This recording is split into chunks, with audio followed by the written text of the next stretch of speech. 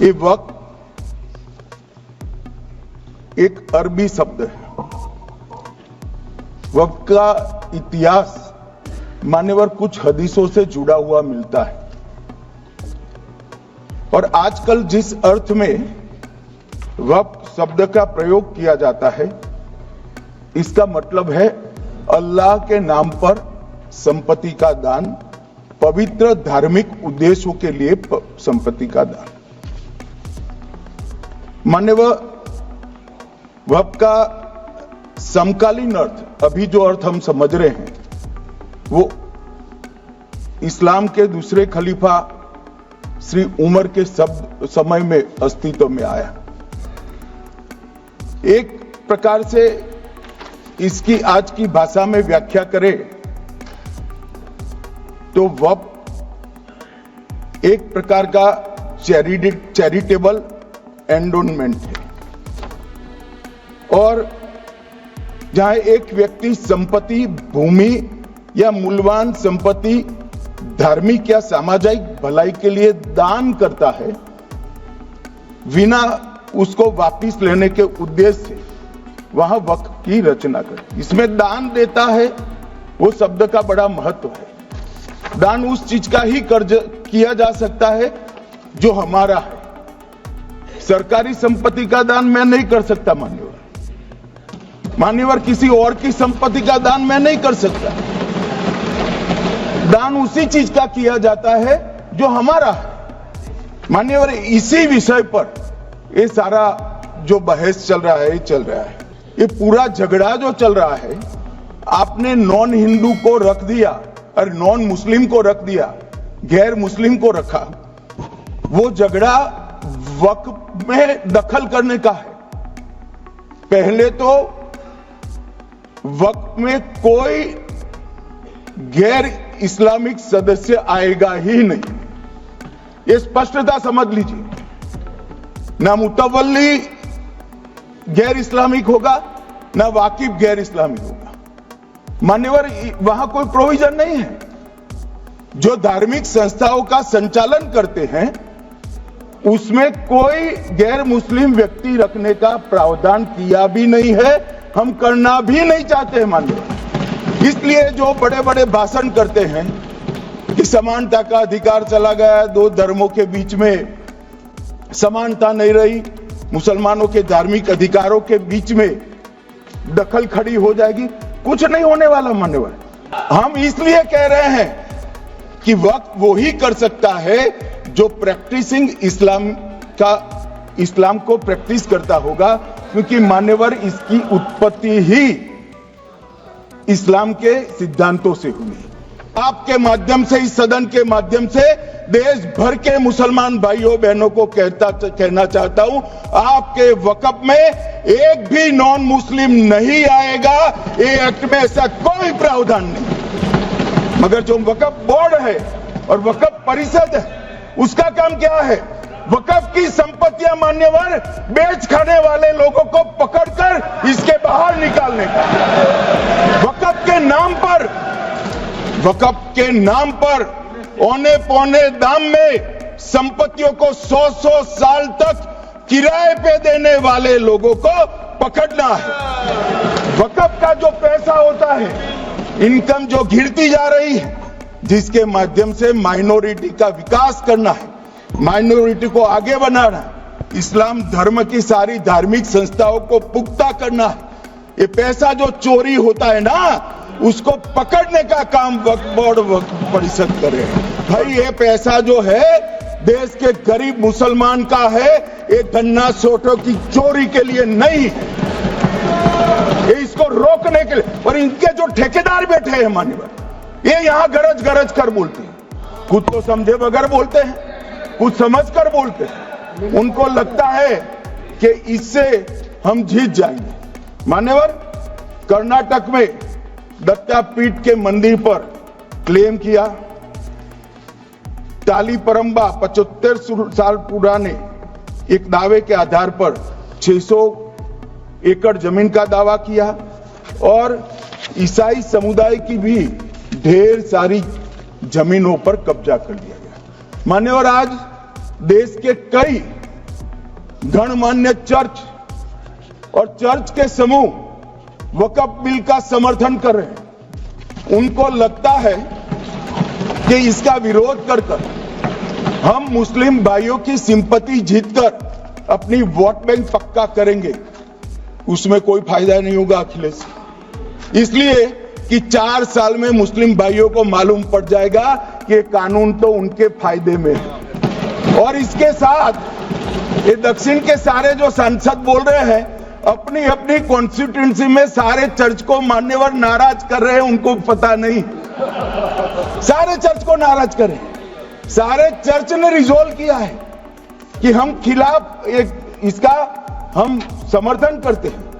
मान्यवर तेलंगाना में 66,000 करोड़ की 1700 एकड़ जमीन पर दावा कर दिया। असम में मोरीगांव जिले की 134 एकड़ भूमि पर दावा हुआ। बिहार का मैं लालू जी के कोर्ट के साथ बाद में बताता हूं। गुरुद्वारा से संबंधित हरियाणा की 14 मरला भूमि को वक्फ को सौंप दिया। और मान्यवर प्रयागराज में चंद्रशेखर आजाद पार्क को भी वक्फ घोषित किया। और मान्यवर महाराष्ट्र के वडानगे गांव में महादेव की मंदिर पर दावा किया। और बीड में कंकलेश्वर मंदिर की 12 एकड़ जमीन वक्फ बोर्ड ने जबरन ले ली। मान्यवर ये सब जब जो चल रहा है, इसमें आज भी मैं स्पष्ट करना चाहता हूं, वक्फ जो कि मुस्लिम भाइयों की धार्मिक क्रियाकलाप और उनके बनाए हुए दान से ट्रस्ट है, उसमें सरकार कोई दखल करना नहीं चाहती है। मुतवल्ली भी उनका होगा, वाकिफ भी उनका होगा, वक्फ भी उनका होगा। परंतु वक्फ की संपत्ति, इसका रख रखाव ठीक से हो रहा है नहीं। वक्फ का संचालन कानून के हिसाब से हो रहा है, निजी उपयोग के हिसाब से। सैकड़ों साल पहले किसी बादशाह ने दान किया, हमारी भाषा में कहो तो धर्मादा किया। अब इसकी संपत्ति को आप 12,000 रुपये में 5 सितारा होटल बनाने के लिए दे देते हो, ये उचित है क्या? भाई वो पैसा गरीब मुसलमान के कल्याण के लिए करिए, तलाकशुदा महिलाओं के कल्याण के लिए करिए, जो अनाथ बच्चे हैं उसके कल्याण के लिए करिए। मानिए, और ये करने की जगह बेरोजगार मुसलमान युवाओं के लिए स्किलिंग का काम करिए। लाखों करोड़ों रुपए की भूमि मान्यवर और इनकम 126 करोड़ रुपया। रेलवे की जितनी जमीन है, जिसमें हजारों करोड़ लाखों करोड़ का रेलवे का कारोबार चलता है, इतनी भूमि वक्फ के पास है और इनकम 126 करोड़। मान्यवर, ये हमारा स्पष्ट सिद्धांत है भारतीय जनता पार्टी की, मोदी सरकार का, कि वोट बैंक के लिए हम कोई कानून नहीं लाएंगे। कानून न्याय के लिए होता है, कानून लोगों के कल्याण के लिए होता है। इन्होंने कहा कैसे कैसे कानून आए हैं, मैं बता देता हूं सब। अभी कांग्रेस के महासचिव और माननीय सदस्य कह रहे थे क्या कानून आ रहे हैं, सब किस प्रकार के कानून आ रहे हैं। मान्यवर, इसी सदन में नरेंद्र मोदी सरकार ही महिलाओं को 33% आरक्षण का कानून लाया। इसी सरकार में पिछड़ों को संवैधानिक अधिकार दिया गया। मान्यवर, इसी सरकार में बजट जो आए, इसमें गरीबों को गैस, शौचालय, पानी, 5 लाख तक का बीमा, 5 किलो अनाज, बिजली और घर दिए गए। एक सदस्य द्वारा कहा गया कि ये मिसलीडिंग है कि पुराने कानून में 2013 के जो अमेंडमेंट्स थे, उसमें अपील का प्रोविजन था। अब मैं कहना चाहता हूं 83(9) उसमें अधिकरण द्वारा किए गए किसी भी विनिश्चय का आदेश विरुद्ध, चाहे वो अंतरिम हो या फाइनल, इस पर अपील नहीं हो सकती। इसका मतलब अपील का प्रोविजन आपने रखा ही नहीं था। सिविल न्यायालय, राजस्व कोर्ट और अन्य प्राधिकरण उसके अधिकार क्षेत्र पर भी प्रतिबंध लगा दिया और सरकारी अधिसूचना जो बाद में वक्फ बोर्ड और वक्फ परिषद के एडवाइस से होगी, इसको भी कोई चुनौती नहीं दे सकता। मान्यवर, मुझे ये बताओ कि अभी अभी फैशन है संविधान लहराने की। ये संविधान के हिसाब से सरकार का या किसी भी निजी संस्था का कोई भी फैसला मान्यवर कायदे की कोर्ट से बाहर कैसे हो सकता है? कोई भी फैसला, ये देश की अदालत वो फैसले तक रुचि नहीं रखेगी। नागरिक ग्रीवेंसेस लेकर कहां जाएंगे? जिसकी भूमि हड़प कर ली गई वो कहां जाएगा? ऐसा नहीं चलेगा।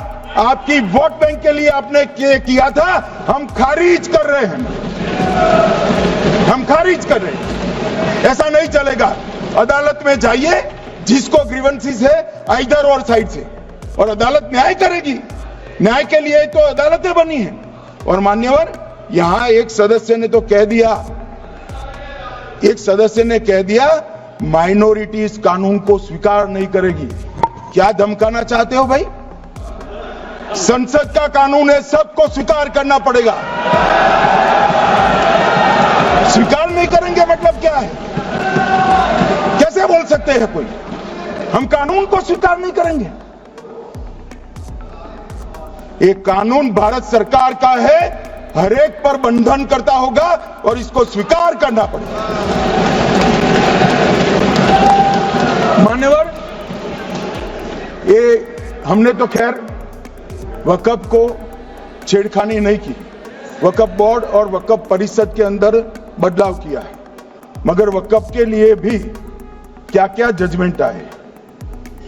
सैयद फजल पुकोया थंगल बनाम भारत संघ 10/11/28 को केरल उच्च न्यायालय ने उन्होंने कहा वक्फ बोर्ड एक स्टैट्यूटरी बॉडी है, यह मुस्लिम समुदाय का प्रतिनिधि निकाय नहीं है। इसका फंक्शनिंग मान्यवर एडमिनिस्ट्रेटिव है। धार्मिक क्रियाकलापों को तो वक्फ ने करना है, चाहे कब्रिस्तान हो, चाहे दरगाह हो, चाहे मस्जिद हो, चाहे चैरिटी का काम, वो वक्फ बोर्ड को नहीं करना है भाई। ये केरल हाईकोर्ट ने किया, इलाहाबाद हाईकोर्ट ने भी, उसने तो मुतवल्ली तक भी कहा है। अगर हम मुतवल्ली तो जो धर्म का है वही रखेंगे।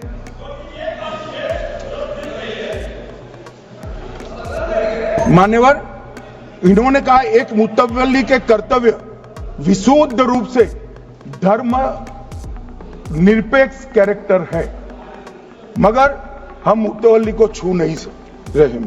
मान्यवर ये कह रहे थे कि मान्यवर ये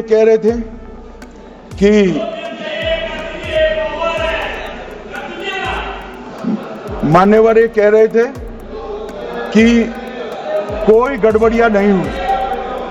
मान्यवर,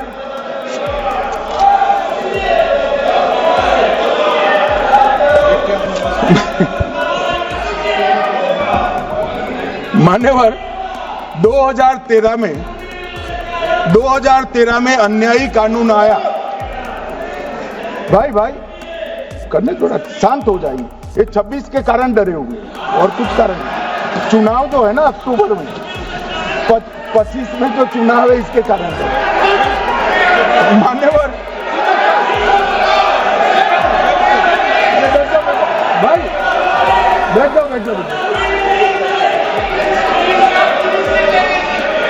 मान्यवर,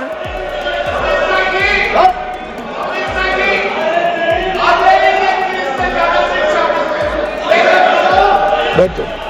बंगाल में आकर कहूंगा ये राजनीतिक हिसाब किताब का अखाड़ा नहीं है, छाती पर ठोक कर कहूंगा ज्यादा सीधा है।